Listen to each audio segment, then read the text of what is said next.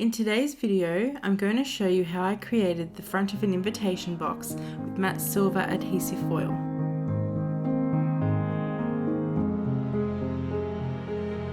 I'm using CRICUT Design Space for this tutorial. I firstly get a shape and make it the same size as my box. I change the colour just so I can see the text better. I then go ahead and add the initials and choose a script font. The key to this working well is to not have a font that has really thin lines, so try and pick a font that's got thicker lines, which will make it easier for the transfer tape to stick to the foil. I make sure that the size fits my box nicely, and then right click and then select weld. Just before I cut it out, I'm going to remove the placeholder that I had, the shape, because we don't actually need that, and then I go ahead and make it.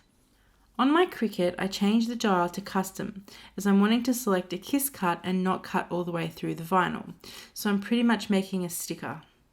Back in CRICUT Design Space, I browse all the materials and I select adhesive foil matte, as today I'm using CRICUT's adhesive foil in matte silver. I'll leave a link to that in the description below. I will now let the video roll so you can see how I applied it to the box.